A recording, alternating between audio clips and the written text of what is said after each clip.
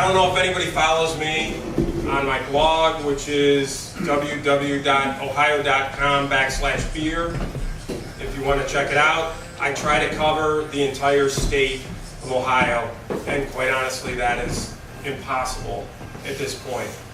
But I have been writing about beer again since the late 1990s, and it's a really funny story about how I got into writing about beer. I was a public affairs editor at the Rochester Democrat and Chronicle in Rochester, New York. And I was doing really important things. I was overseeing all the political coverage. I was overseeing all our education coverage. I was overseeing the City Hall reporter, the county reporter, the Washington Bureau, our State House Bureau. And one day our features editor came over to me and said, "Hey Rick, we're going to start a beer column, and we want you to write it." And I thought, oh, you know, that's great. Like, why do you want me to write it? She said, "We hear you drink a lot." And that's honestly how I got into writing about beer. And at first I didn't know whether I should be insulted or what, because I'd never thought I drank a lot of beer. I thought I really like to go out and find different things. And this is even going back to, you know, my first experience with craft beer was in the late 80s and visiting Boston and drinking Sam Adams when I was in Boston. And I used to go to a store in Rochester called Beers of the World. Anybody been there? Oh yeah. It's some people call it the beer museum because there could be a lot of dust on the bottles if they're not moving. But the place is massive, and I used to go in with a friend and we just pick out, you know, 12 singles and walk out, and then we just sample them and find out what we like and what we didn't like. So that's kind of how I got into the beer biz. You were doing a happy dance inside? And when I grew up in Cleveland here, went to St. Ignatius High School, and moved away and lived in Rochester, New York for a while, and then came back to Akron. And when I came back here, I kept begging the editor, "Let me write about beer, let me write about beer." And this was in 2005. And she said, no, we want you to focus on, you know, government reporting and everything else. And I said, well, this is a big deal. We should be writing about it. And eventually I weaseled my way into writing a few stories here and there. And then that editor left. And the new one, I said, you know what, can I keep writing about beer? And she said, he said, go ahead. So I weaseled my way into doing a weekly column about beer. And then I weaseled my way into writing a daily beer blog. And then I've also written a travel book that came out in 2011 called Ohio Breweries, which was profiling all the breweries in Ohio at the time. There were 49. And that was 2011. And then, again, I was able to write this new book, The 50 Must-Try Craft Beers of Ohio. But one of the things that I like to do when I go out and talk is try to educate too.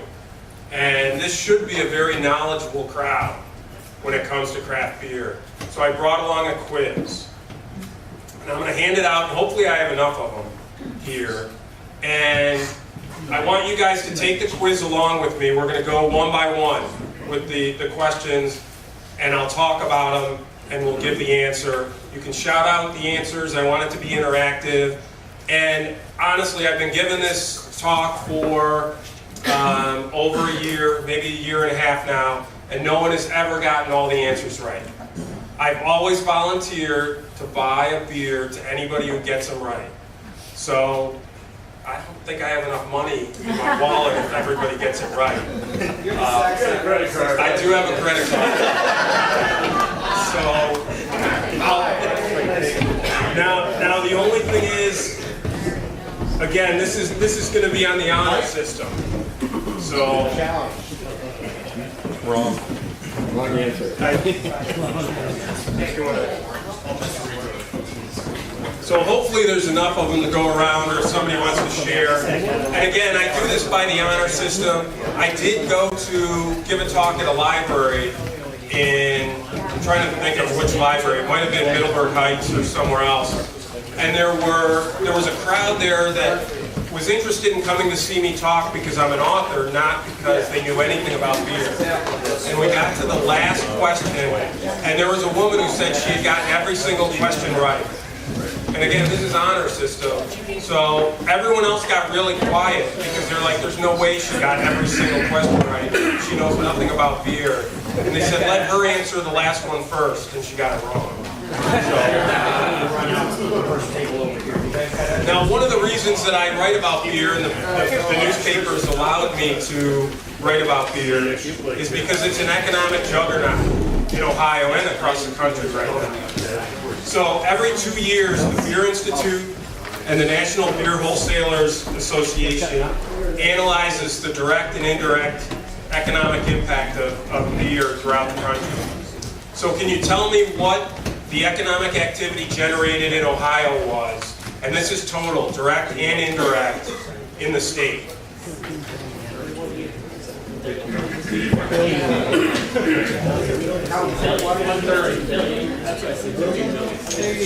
It's C, 13 billion.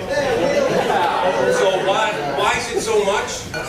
Because it's including not only all the breweries and the beer that they're making, but it's also including the people, the distributors. It's including Anheuser-Busch. It's including Miller Coors. It's including Sam Adams down in Cincinnati. It's including the bars and the restaurants that are serving beer. It's including everything in that pipeline. So that's why it's so much. All right, did that question knock a bunch of people out, hopefully? So, everyone here should know that Great Lakes Brewing Company is the oldest craft brewery in Ohio. Or should say at least the oldest Ohio-born craft brewery in the state. Started in 1988, around the corner, I think, right?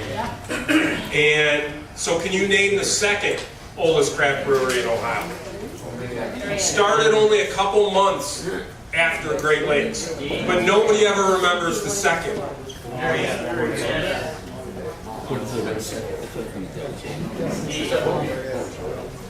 Columbus Brewing Company.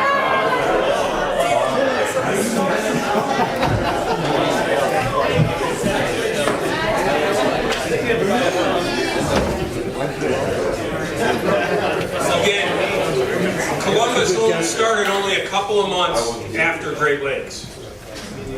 Now, this question's pretty easy.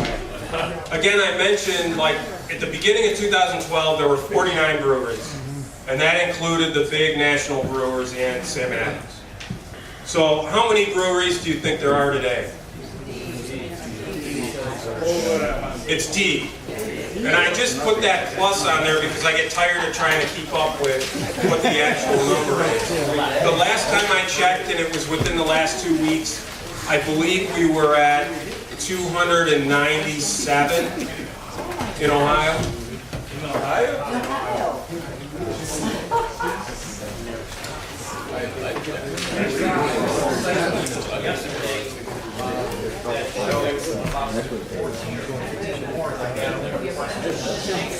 Oh yeah, there are a ton of places too that are breweries in planning.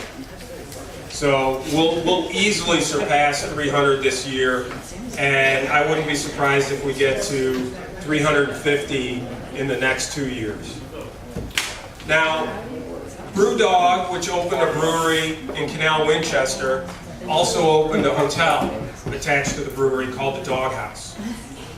Now, it's not the only Ohio brewery that has a place to stay. There's another brewery that opened the Brewers Quarters. It just opened.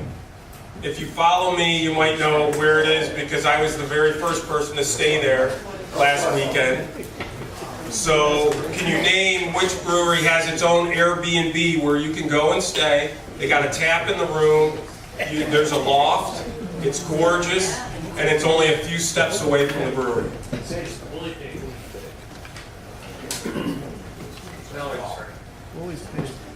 It's Sandy Springs Brewing Company. Oh, I know. And that is It's in Minerva, and the going rate at this point when I checked Airbnb this morning was $199 a night for the weekend. Is that included here?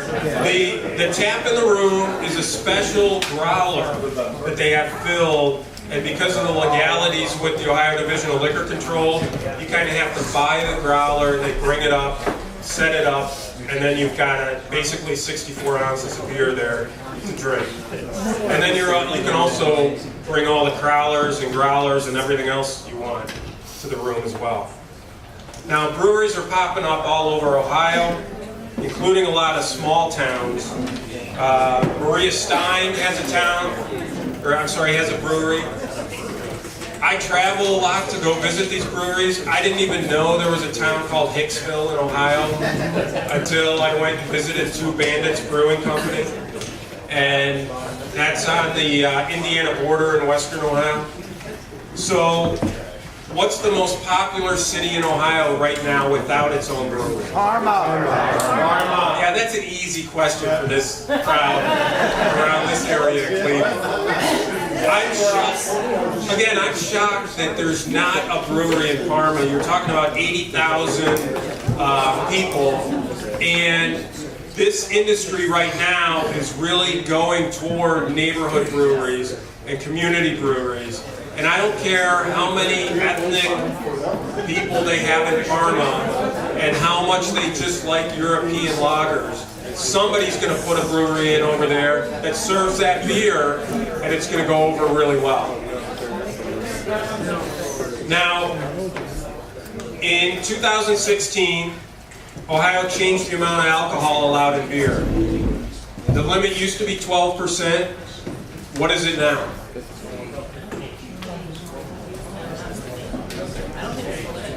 There's no limit.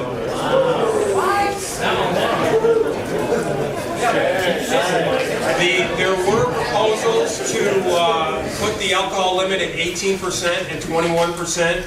And then Keith Faber, who was the Senate president at the time, he raised a very good question.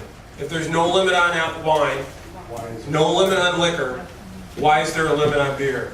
And I went down to some of the hearings in Columbus, and it was amazing hearing questions from, older senators and representatives who really didn't know much about beer. And they're wondering, if we get rid of the limit, are we going to be encouraging people to drink more? Are young kids going to go out and get hammered? And I felt like raising my hand in the audience and being like, all right, can I ask a question? If you go to no limit, is the kid who wants to get smashed going to go buy a $200 bottle of Samuel Adams Utopias? Or are they going to buy a 32-pack of Natty Light? They're going to go for the cheap stuff to drink if they want to go quantity. You know that higher alcohol beer doesn't mean lower in cost. It means it's much more expensive. So, and we've obviously seen a lot of breweries take advantage of that change. Somebody still got all the questions right? Yes. All right.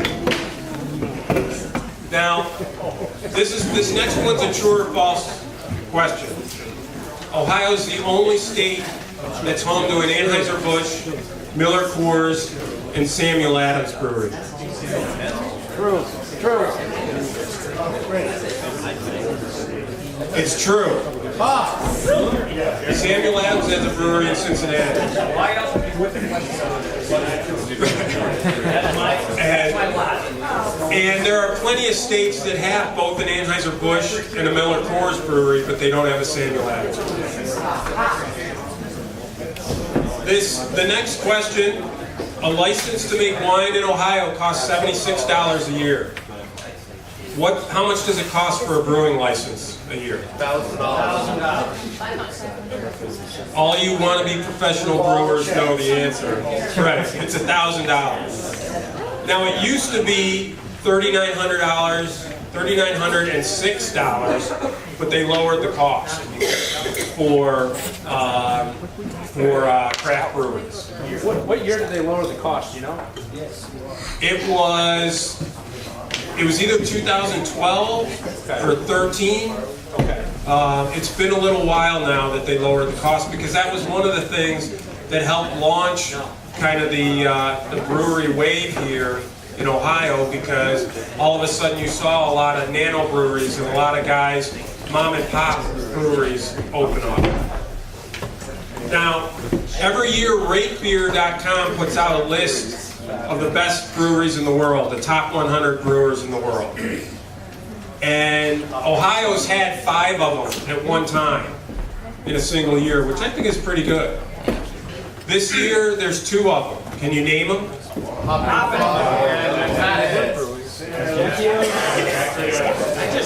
Hop and Frog was one of them. I heard Great Lakes. They were on the list for a long time but fell off. Fatheads showed up 1 year and dropped off.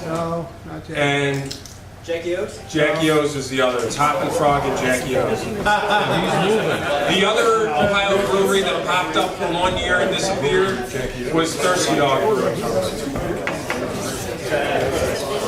Now,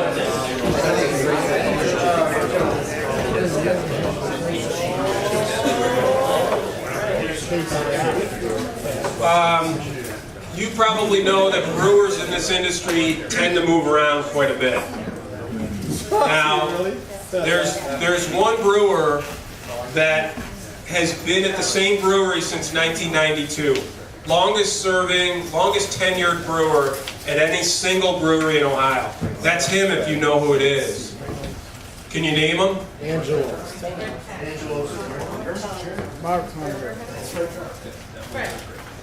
It's B, Angelo Signorino Jr. He started out as a assistant brewer at Barley's Brewing Company in Columbus, and took over after Scott Francis left, and he's been there ever since. See, I even tried to make that question easy by showing you the picture, and if you look at his shirt, you can see Barley's there too. Mark Younger hasn't, yeah, he's not been at Great Lakes long enough to. But he's always only been in one place. Right. I think so. Now, Ohio has some really unusual breweries. So, 3 of these breweries are real in Ohio, and 1 of them is false. Can you figure out which is the incorrect brewery? There's Pin Up and Pints. It's the nation's first craft brewery in a strip club. There's Caroline Brewing Company.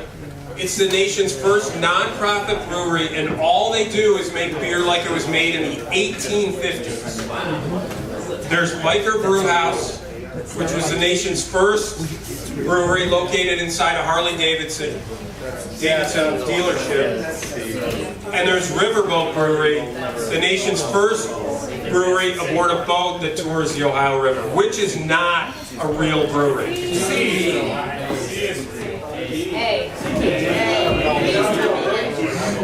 D is not a real brewery.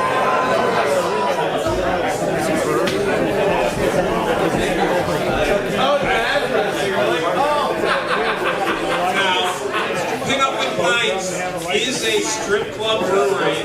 It's got a little Sadco, half Euro system, and I've been there because I went, and the Dayton Brewers kept telling me, Rick, you gotta go, the beer's not half bad.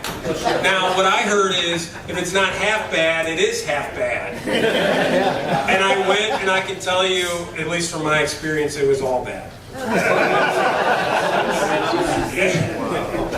And I did go when there weren't dancers, so I just went honestly to try the beer. Now, Caroline Brewing Company is part of the Caroline Historical Park in Dayton, and all they do is they make beer like it was made in the 1850s. They have old recipes from, housewives' cookbooks, and that's how they brew the beer.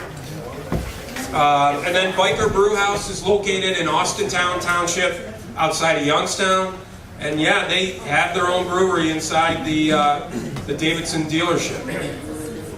One of these days there will be a riverboat brewery, by the way. Now, there are a lot of Ohio breweries that have repurposed pre-prohibition brewery buildings.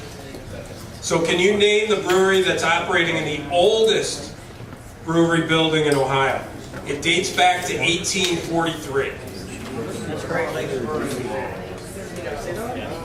I've been in the basement.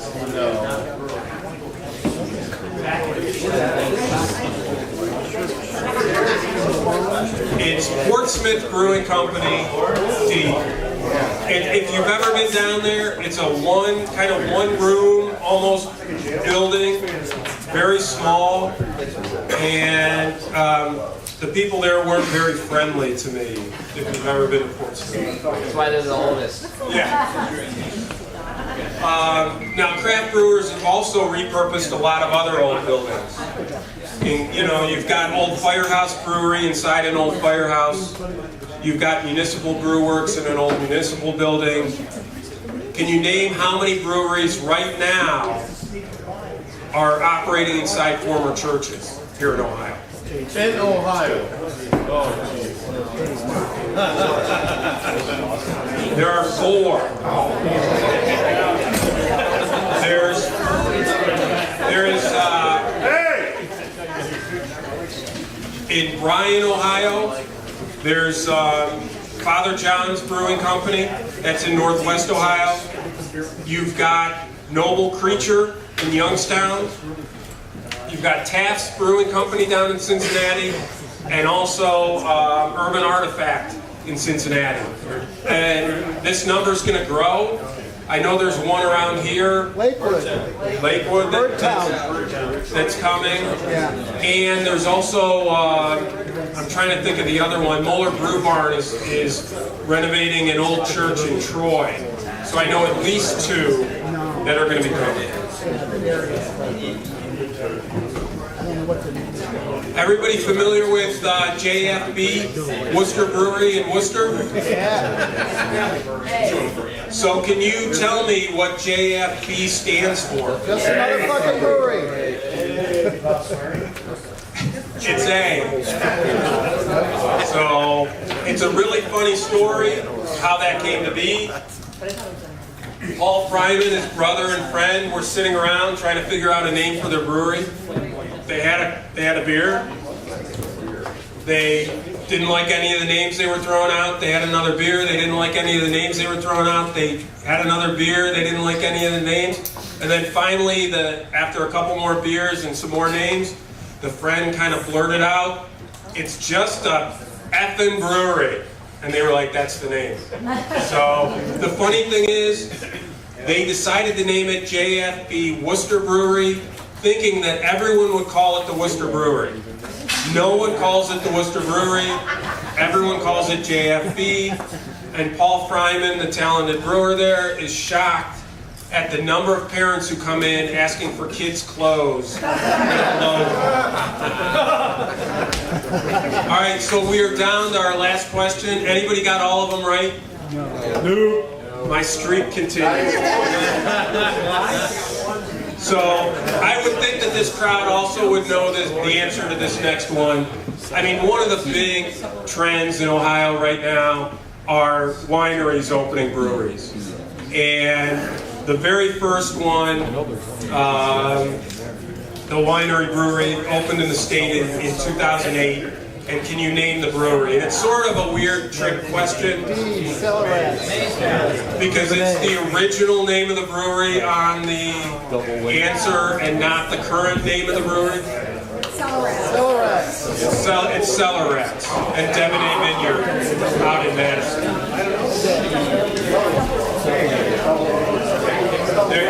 Right now they're called Double Wing Brewery, which again they decided to change their name because they couldn't seem to get restaurants to agree to bring their rat-named brewery into their bars and restaurants. And yeah, they had told me that they would never change the name because they loved it, and then they changed the name. what is it currently? The current name is Double Wing Brewing Company. So I'm glad that my streak continues. I hope you learned something about the Ohio industry. I did bring copies of my book, which at this point, it's a year old, and I will freely admit that it is really out of date. Again, it's called the 50 Must-Try Craft Beers of Ohio. A couple breweries have opened since the book was released, so I know that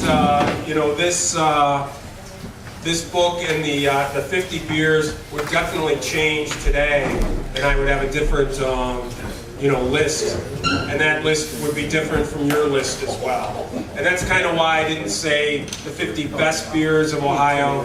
It was just must-try beers that I really enjoyed. And what I tried to do is tell the stories behind the beers. Everyone familiar with the story behind how White Raja got its name? So White Raja is a pretty popular IPA. And Jack Kephart and Matt Cole are friends. And so Jack was getting tired of hearing about Headhunter. Headhunter this, Headhunter that. Headhunter won the West Coast IPA Festival. Headhunter wins this award. Headhunter that. And Jack said, you know what? I'm going to brew a beer to take down Headhunter. And he decided to call it White Raja because the White Rajas came in and took out the Headhunters from Borneo. Which again, what I tried to do in the book is share those type of stories behind the beers, how they got the name. And then I also profiled like cool breweries to go visit, like Put-in-Bay Brewing Company. Put-in-Bay Brewing Company isn't in the book because it has outstanding beer. It's in the book because you gotta ride a flippin' ferry to get to the brewery. And getting there is part of the experience. So I also paired up 10 quintessential Ohio foods with some beer. Pierogies, mid-spaghetti sauce, Geta. Anyone familiar with Geta? It's the kind of breakfast sausage from Cincinnati, very famous in that area. So I tried to pair up those. Took a look at 10 and profiled 10 influential people in the craft beer scene here in Ohio, including like Matt Cole and Fred Karn and Angelo Signorino.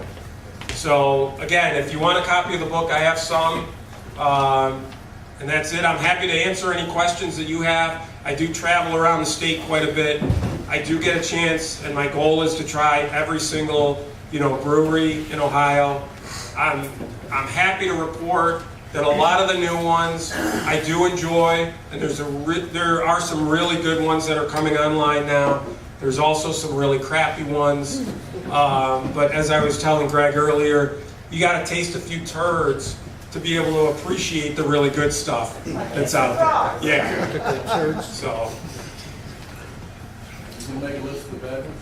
I was going to say, a list of the bad ones would really be helpful.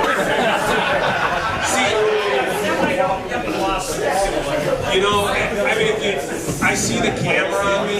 Is this when I hit stop? And yeah, as a journalist, I try to stay very objective in my reporting. If you want to come up and ask me personally, like what I think are some of the turds in the state, there are a few. I'd be happy to talk about them. I'd be more happy to share the ones that I think are like fantastic here. So. What's your favorite craft beer trend right now? I think probably my favorite is just the variety out there. I mean, at this point, I really enjoy going into a brewery and seeing the breadth of styles that they have. You don't go into a place and they just have a pale ale, an IPA, a stout. They have a Belgian. They've got a saison. They've got a sour. They've got a farmhouse. They've got a Russian Imperial Stout. I mean, I really enjoy just the variety that's available at this point. Where's all the beer going? I mean, so all these brew pubs are probably it's extremely. People people going less to products? Well, yeah, I mean, a lot of it has to do with the shift in people are drinking less of the national brands. They're drinking, I can't remember the latest, if they're drinking less import, fewer imports, but the more people are drinking craft beer.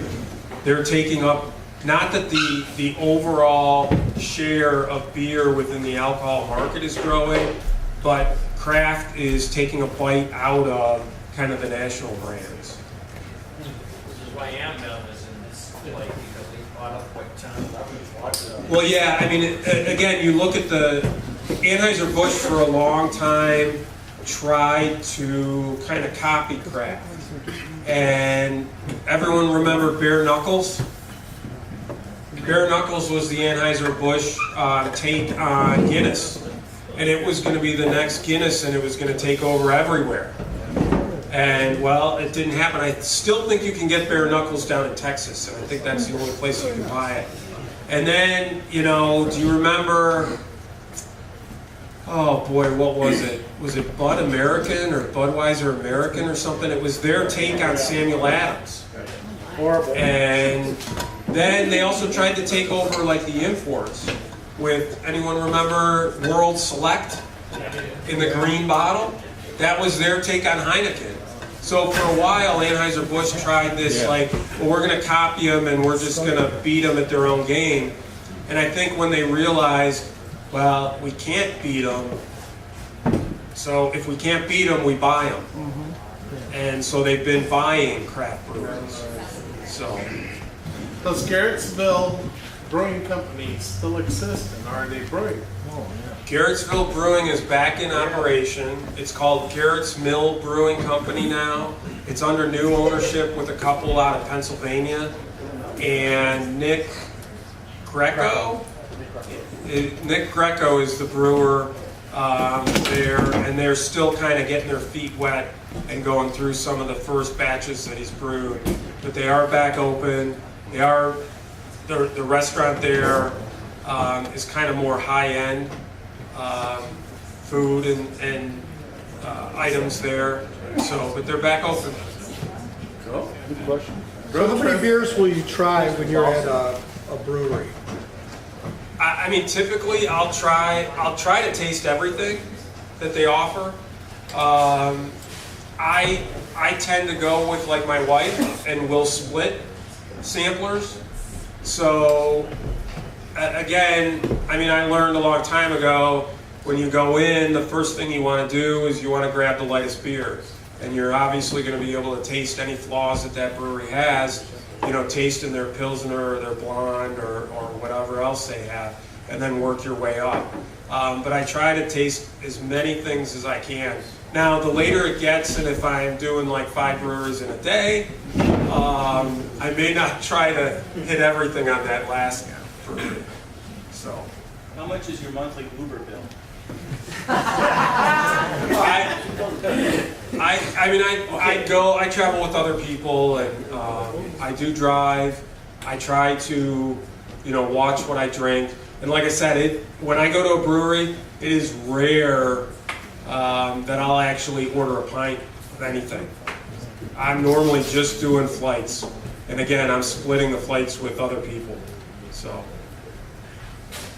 Is that true? The Budweiser is bought by Brazilian and Spanish companies? Well, yeah, I mean, ultimately, like, InBev is going to be, I think it's controlled from the Brazilian side. So. So you visited a lot of breweries in Ohio. What was the most memorable one? For better or for worse? For better or worse? Are you talking about experience or the beer It's itself? the beer, the experience. The beer? Yeah, no, just like the overall experience, beer included. I think one of the breweries that everybody should go visit in Ohio, especially if you enjoy beer, you love beer history, and you want to be wowed, is Rheingeist in Cincinnati. If you've been there, it's in the old Christian Moorline bottling plant, and the brewery is massive inside, where they're holding wiffle ball games inside the brewery, and you don't even have to worry about bumping into anybody playing wiffle ball. It's unbelievable. The beer is fantastic. I really enjoy Rheingeist beer. And again, you're talking about the history of being there as well. One of my other favorite places to go in Ohio, purely from a historical standpoint, is Maumee Bay Brewing Company in Toledo. If you were ever a beer can collector, they've got just beer cans on the walls everywhere. They have, I always mispronounce it, Breweriana, everywhere from Toledo. They have plaques on the walls honoring every brewery that existed pre-Prohibition and after Prohibition there. And I could just spend time walking around there just looking at everything, because to me it's like a beer museum visiting there. So.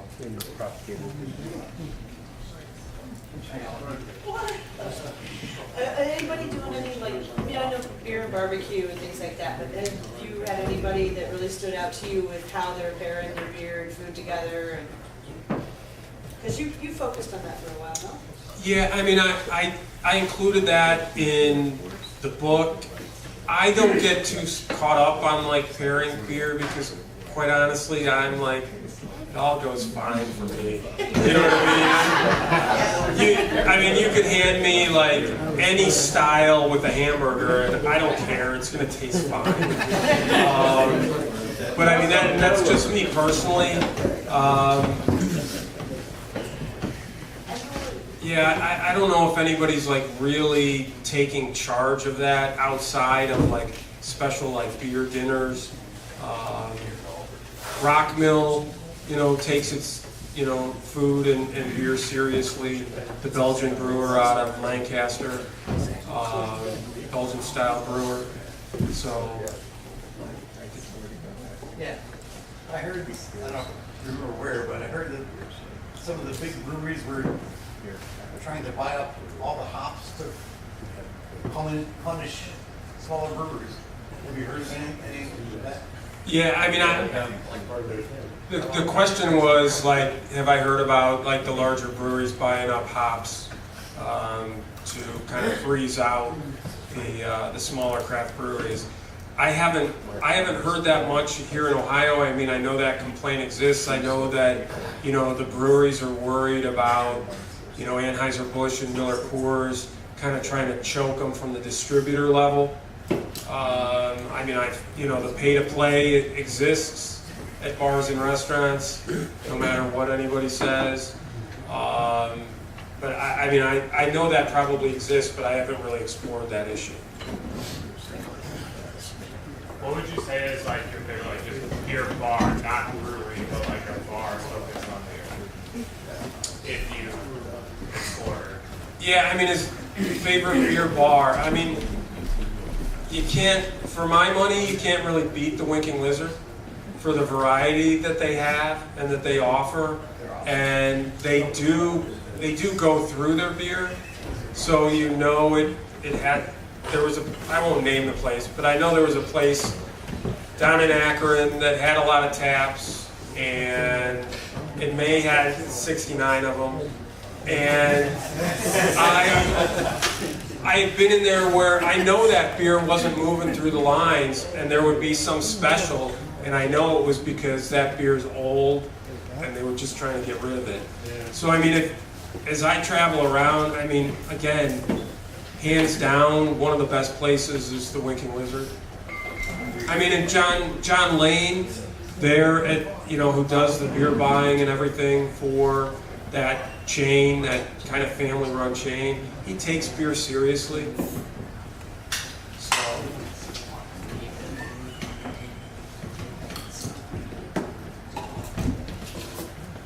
Woo! Do you have a favorite, is there a top 5 favorite Ohio beers? Top 5 Ohio beers. I tend to be a porter, stout, and brown guy. If I started rattling off, I'll probably forget something because it's off the top of my head. Jackie O's Oil of Aphrodite would be up there. Hoppin' Frog if you want Taurus, Boris, Doris, or Gavel Slammer, you know, in that vein. I really enjoy the bourbon barrel aged Thirsty Dog Siberian Night.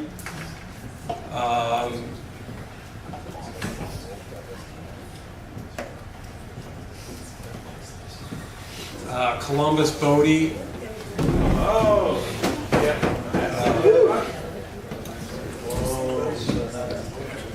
And did I name? Did I do 4? I'm trying to think if there's I'm like rattling them all through my head. For some reason it's escaping me. The Fatheads Double IPA, Hop Juju. I'll throw Hop Juju in. Great taste.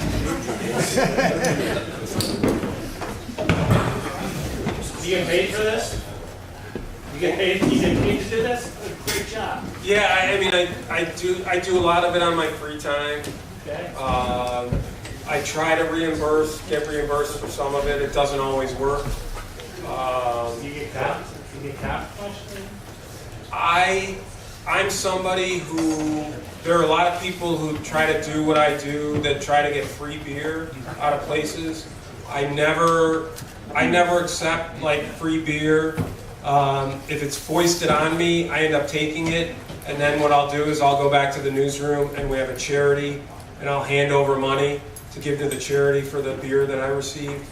I think it's an ethical thing where I will accept like free samples of beer from places, but I don't want free shirt. I'm not in this to do like free shirts and free beer and free hats and things like that. So You don't donate it to our raffle? So I mean, people try. I do get that stuff where they insist that I take things, and then I either give it internally to our charity, or if I really like it, I'm like, well, here's $10 for this T-shirt, and I'll give that to the charities. Do you introduce yourself before you go in, or do they know you're coming? Sometimes yes, sometimes no. When I go into a new brewery, sometimes I don't like the brewer or owners knowing that I'm there, or who I'm at, who I am, because sometimes it'll get to the point where I'm sitting there having a drink, and they'll come over and they'll watch me drink, and they'll be like, well, what do you think? What do you think? And I'm always honest. I was in one brewery, it's closed, and they came over and said, oh, we saw like you tweeted out a photo, we knew you were here, so we found you. What do you think of our beer? I said, well, I think you got something off. I think there's a water issue, and every one of your beers has the same off flavor. And they got really upset with me and said, everybody look around, everybody loves our beer. How can you say that? And I said, you asked me what I thought. I'm telling you constructively. I wasn't being mean. I was trying to be honest. And you asked me, and I'm giving you my honest opinion. I'm not going to say it behind your back. You asked me, I'm going to tell you. And so I tend not to like it when people know that I'm there. And there's a big difference if Matt Cole knows that I'm at Fatheads, you know, or Fred Carm sees me sitting at, you know, the bar at Hoppin' Frog, and he starts pulling things out of the back for me to try. I know I'm not going to be like, Fred, that is terrible, you know. So, but some of the newer places, you know, if I walk in for the first time, I'm a little bit, I don't know that I want them to know that I'm there. Do you have don't go there until you've been in for 6 months, 2 years? No, what I like to do is I always like to give places like a couple chances. I like going in when a brewery first opens, because I think you can learn a lot. If you go in and you're visiting a place for the very first time and they knock it out of the park, I'm really impressed. The first time I went into JFB and he's got 15 beers on And I went down the line and was like, wow, he really knows what he's doing. Now, I've been in places where I'm like, oh, here's all right. It's not, there's nothing wrong with it. It maybe didn't hit that, like, top tier for me. But as long as I don't taste like off flavors, I'm okay. And not, like, overly critical. But I like to go back a second time. Part of the problem too is there's a brewery that I would visit on the way to my in-laws in Toledo, and I went in right after they opened, and I'm like, ugh, you know, this is not good. And then the next, I'm like, all right, well, I got to give them another shot. So I think I went like 3 months later, and I thought, you know, this beer is pretty dang good. I was like, you know, you guys have really turned it around. I found out they had hired a new brewer, and the new brewer was killing it. I went in like 3 months later, and I'm like, oh, what happened? And that brewer had left. The next thing I know, I run into him at Fatheads. He's brewing at Fatheads. And I'm like, well, that, you know, yeah. So I always like to go back and give places another chance. Sometimes if you go in twice and the beer stinks, I don't know why you would keep going back. I mean, at this point, there's so many great options out there.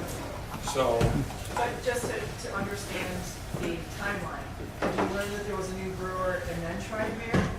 And then lost the brewer and then tried beer? no, I just showed up and I did not know there was a new brewer.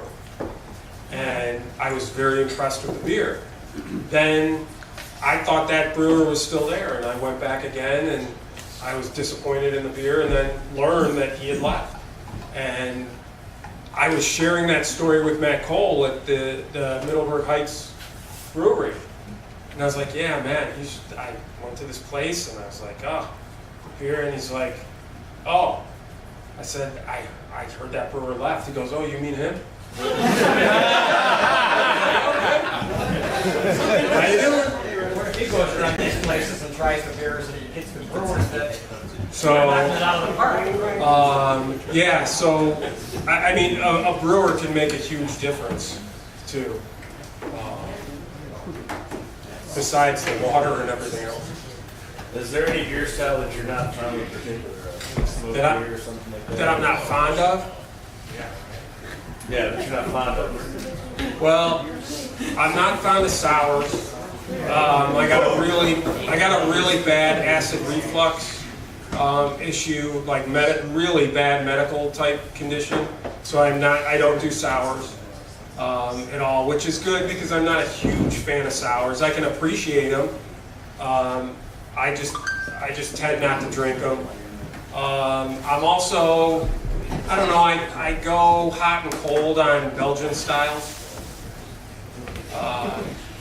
For whatever reason now, I seem to be really into this, you know, the craft lagers, and I'm digging that, you know, alternative now. I realized I can't live on Russian Imperial Stouts all the time, so it's tough when I got like a 22-ounce bottle and it's 14%.